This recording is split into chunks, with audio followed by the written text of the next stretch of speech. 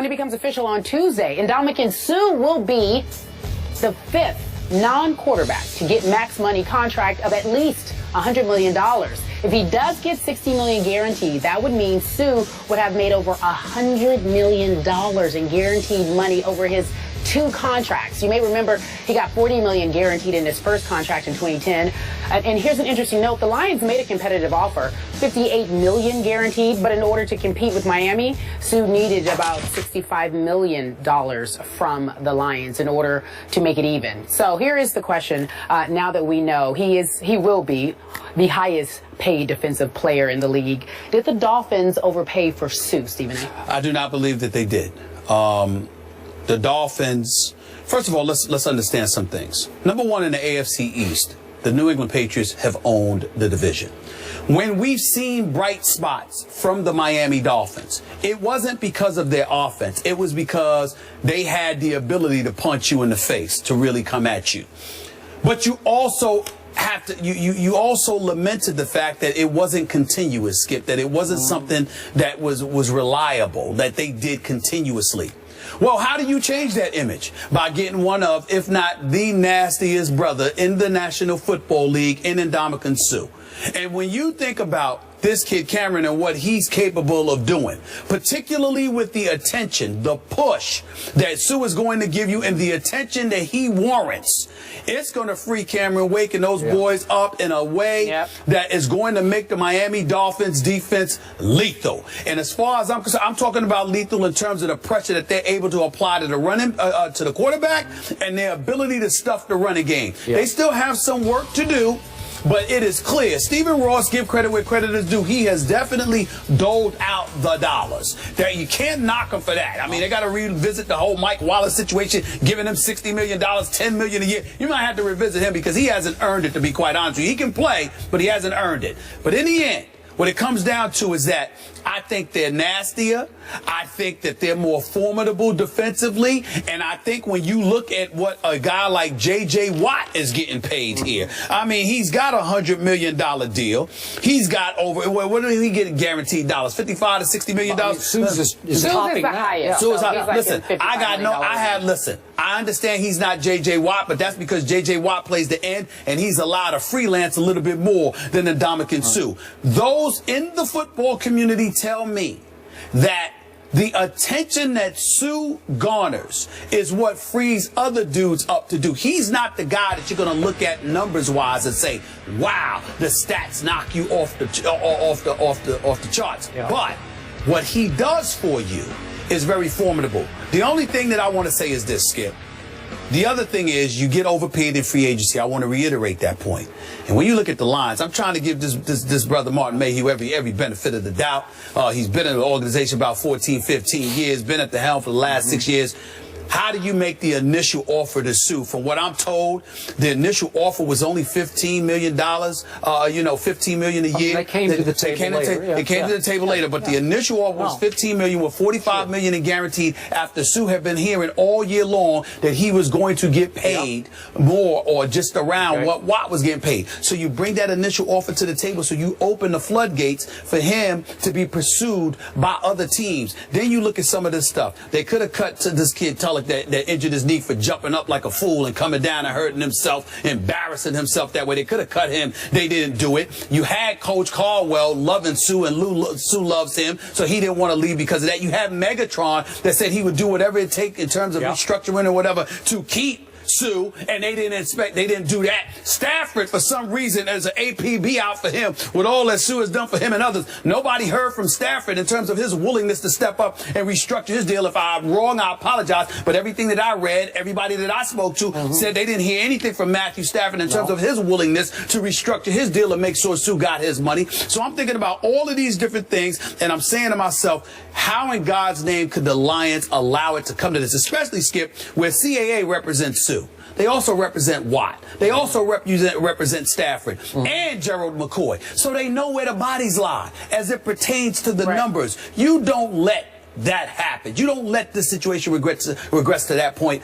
That's why he's a Miami Dolphins, in large part because the Detroit Lions didn't come across as an organization who wanted him until it was too late. And they dropped the ball on that. I am not with you on this one. Okay. I did say before that draft I would take Sue #1 over Sam Bradford, in large part because Sam Bradford couldn't stay healthy when he was at Oklahoma, and I'm obviously a longtime Oklahoma fan. So I was right about that. Okay. And I'm going to be right about this one too.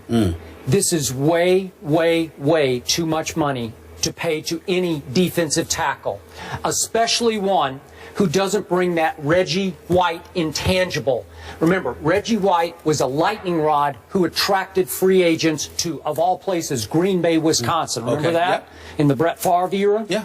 So Sue is unto himself. Is that fair? He's kind of his own man. He's not a team leader.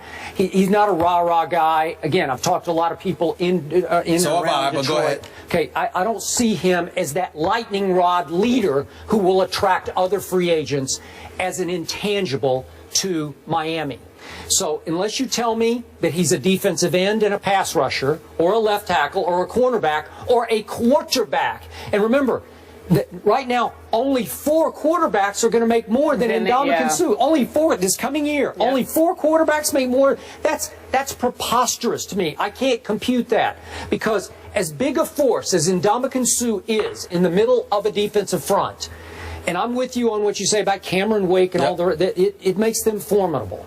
But so was Detroit. Yeah. Weren't they formidable? Yeah. And in Suh's 5 years, the Lions missed the playoffs 3 times. Is that all his fault? No. But did he change life in Detroit? No. They missed the playoffs 3 times, and in the 2 years they made the playoffs, off 10 and 6 years, they went to New Orleans and got destroyed after the 2012 season, and then you know what happened to them when we were in Dallas. Yes. Remember, they went and played at Jerry World and lost that game 24-20.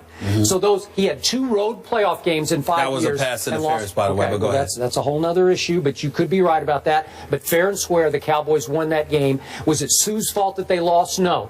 Did he change the scoreboard that day? No, he could not, because he's a defensive tackle. So I think that Detroit fell into a good thing here. I think that Detroit will benefit from losing out on Ndamukong Suh, because it will allow them to start to plug all their holes, to fill all their weaknesses in ways the Dolphins now will not be able to. So I ask you the bottom line question. Now that Ndamukong Suh is the highest paid defensive player ever, not just this year, ever in the history of pro football, does that make the Miami Dolphins a contender to win the AFC East? I say no. I'm saying no. Wait a minute, Skip. In fairness to Ndamukong Suh, you're not saying that because of him, Skip. You're saying that because of Ryan Tannehill, who you've never been a big fan of. Okay, but they got a shaky offensive line and shaky receivers. Well, I'm saying they got shaky receivers, they got a shaky offensive line. In your estimation, they have a shaky quarterback. But Skip, I got news for you. They also have the 24th ranked defense against the run. Okay. So you've got an Ndamukong Suh that helps plug up the run. You're already formidable. You are ranked 6th against the pass, Skip. Okay. So in other words, what you're doing is you're taking care of the defensive side of the ball. If you're getting dudes off the field, you're giving your offense more opportunities to do what they do, and that helps. Then not only that, you also know this. You've also said defense wins championships. When you are nasty and you are intimidating, that is something that resonates. Now, you might look at the Lions, but we all know as an organization, the Lions have been pretty much an embarrassment, at least up to I'm not talking about the last couple of years or so, but I'm just saying Suh helped change that. They didn't make the playoffs 2 in the last 5 years, but I'm saying that, remember how awful they were prior to that? So let's give credit where credit is due in that regard. And then you also got to take this into account.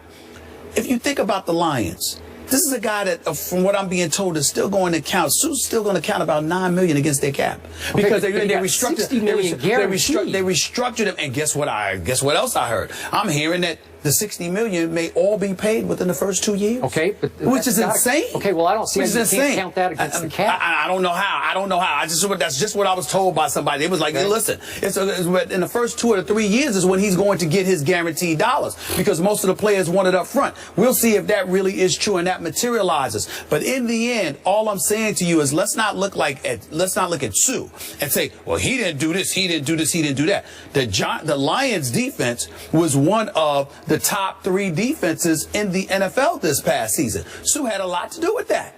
And they definitely against the run, and Miami is ranked 24th against the run. So if you help shore up your defense, then that's going to give your offense more opportunities. Okay, I hear what you're saying, but when you pay that much money to one defensive tackle, and you're already sort of an 8-8, 7-9 kind of team to start with, where are you going to go from there? How are you going to get that much better? How are you going to rise up and challenge Tom Brady and company? Listen, the best way I can answer that, Skip, not being disrespectful to anybody, but there have been a few instances in the NFL where Super Bowl contenders and, dare I say, Super Bowl champions leaned almost completely on their defense. The quarterbacks were perceived as game managers, individuals that managed a game. They weren't necessarily playmakers and difference makers, but the defense was so elite, it carried you there. Is he Ray Lewis? Is he a leader? Well, first of all, nobody's Ray Lewis, the leader on the football field, but the point is,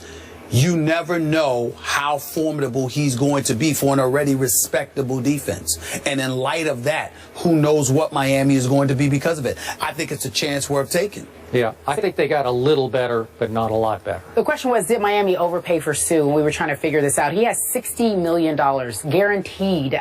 Next behind him, J.J. Watt, $51.8 guaranteed, and then Gerald McCoy, $51.3. So, yes, he is the highest paid defensive player ever. When we come back, we're talking about my MVP choice, Russell Westbrook, with another triple-double. What does that all mean? But Steph Curry, though, still making it look easy and showing the league why he's the front runner for the MVP. That discussion a little later on in the show. And you guessed it, the boys are back. So there's a lot to talk about. You want to know what it is? Head over to our Instagram page. You'll find out. We'll be right back in just a few moments.